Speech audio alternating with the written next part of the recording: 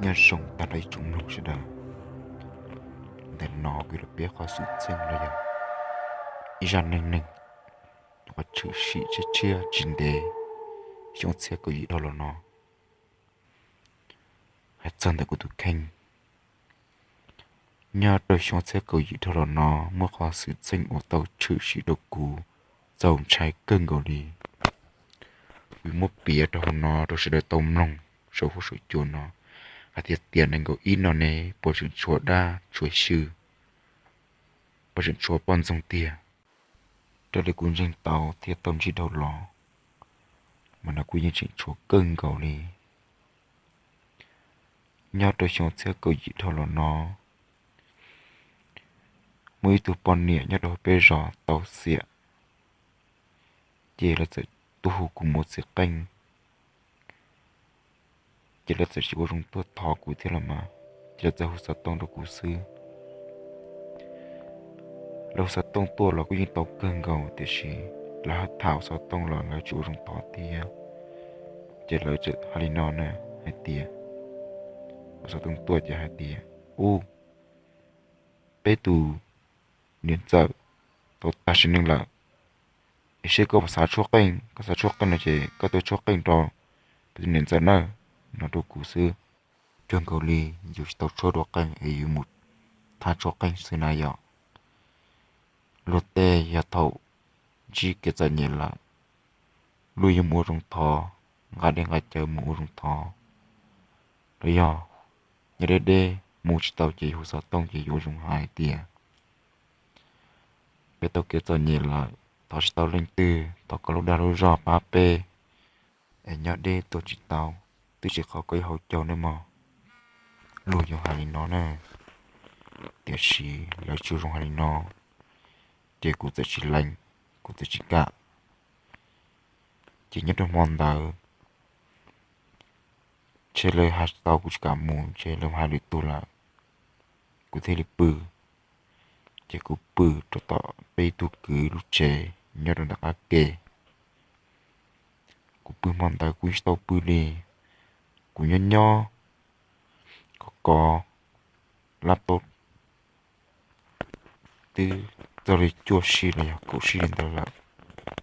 cũng mà đi bự thì xí cũng tao bự cũng có khó cái chế cũng tao cho rõ cái là nữa chỉ cũng sẽ tì cũng bự cũng sẽ tì trên mồm đôi tì pan trả thì cũng tao cho rõ cái gì nào chỉ có sát tông ó chỉ có sát tông cho cái nào dùng sư trả chỉ đôi tì pan trả nó ít tu bỏ đuôi đu lù tao cũng đã cầu nó cũng chỉ tao tuột tay cái này nè có kia cũng chỉ là có kia cũng sát tàn để nó chỉ tuồng có cũng cho để nó chỉ cũng chia chỉ cũng có một chuyện là những tí tàu kia li ta tí lo lu cái này chỉ có một ít tàu chú rồi nè cứ chỉ cứ thế đi cha tao cũng sát tệ lâu để nó sợ là tí tí trâu chị chúng nó có tí luôn nó trâu gì chị đu đồ cắt ra đi sợ chừng nó sâu nữa chúng đã chỉ đi theo trong trái cơn của tao cũng bự mà cũng có trong cơ tan thọ tí xì là một sáu hủ tí xì là nè chơi chỉ tao tụt tay xem nè để chỉ tao chú rò kia nè cũng chạy thâu lại thì bự dành tia thì đi một bảo là có thì bự dành tia để chỉ tao chú rò đi bự dành tia khoản đi bé chú phúc xin lại chỉ tao chú rò thế đấy có sát tông đấy nó có một sát tông cho cái nào dùng để tự sĩ đu lù lò tuông cầu của hồ xe chị không một lần đi chỉ tàu lò thì ngon cũngเป็นสิ่งที่มันลอนะอาจารย์ลอเนี่ยเราก็ตาวลอพวกกึ่งบริจาคลอตูจินดอเลยเนี่ยผู้บริจาคลอผู้จินดอเลยจะโอลินเดินเตะลงที่ขวัญดีกูโดฟุกลินเดินจะกูติดต่ออีกจะหือเลยเนี่ยจะกูมาลินย่อให้เตียกูชีชันดีสาหัสได้ป่านำตัวโซเซ่เนี่ยกูจะเลยตีหัวนำตัวโซเจ chuyện chính pro ôn đã ra lử cũng bắt đầu sầu sâu theo sầu sâu ta chỉ bỏ nó chỉ theo chỉ có tiền trai có tiền rồi tiền bè chỉ có tiền bự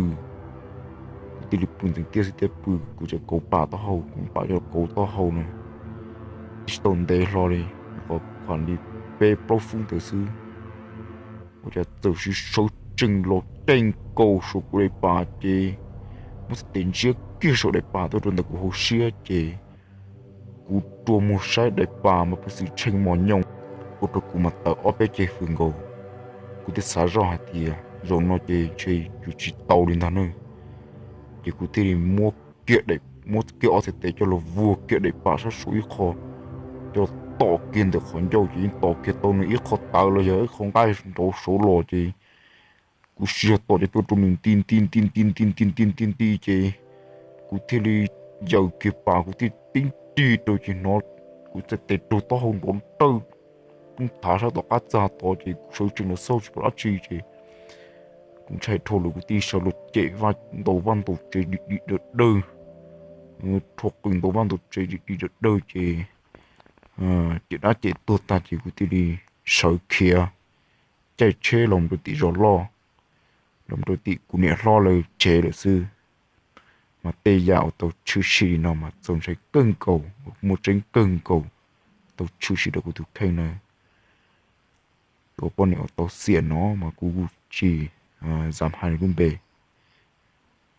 tê giờ nó biết sai thì nhất đầu tiên này có ý ta chỉ nói cho chỉ một đám một trò là tiền sĩ tàu chữ sĩ được của tụi kênh nó cú trông thấy cân cầu một tránh tiền chơi giờ cú chỉ cầm một ôn để tự kênh nữ thiên lý lọt tha của thì lọt chế của lọt mỏ của liên đời rồi tới lọt bị hại tiền cho lọt tới thoi dù lợi thông mới thường đuổi sĩ lọt tới thoi dù lợi dù giữa chỉ rong dù giữa chủ lành sư chỉ rong kia nè thế thì vì là chỉ rong thọ của ấy của thiên lý chỉ mù chỉ mòn tới thì tàu chủ sĩ đến đời của tụi kênh trông sẽ cưng cầu để sĩ thôn tới lo cô chỉ muốn chỉ chủ xin gì là thia cô nho cô chỉ muốn nói khó đi cô nho cho chị nó cô chỉ đi chả thế sĩ cô xa thì dù chơi đã tiền lợi chê luôn tôi thọ cho dù đã lú rõ dù tôi ba thì tiền sĩ tôi thọ lò dù chủ rong thọ thì thọ một siêu muốn gì dùng một thọ luôn lại thọ lú đã lú rõ lại thọ có một siêu muốn gì thọ có chuyện tranh dù chủ sẽ hài lù nếu chỉ ấy khó thì do cái loại dễ hoặc là dễ khó chơi xỉa sư khó sự xanh nó cũng là mất thả được bây giờ để tổng lòng của cái loại dễ là do cái bao cho hai tìa này có ý nó nên xong đi trả lại bây giờ mua tê sự xanh của chồng trai đi nó nhớ đầu tiên này có ý nó mua lưỡi chơi nhung mà lưỡi là xin chỉ đùa thia làm nọng đùa lưỡi ra bây giờ lưỡi khó sự xanh lưỡi khó đắn nành dồn gì tận đây là mù xin chỉ đùa ở trần đầu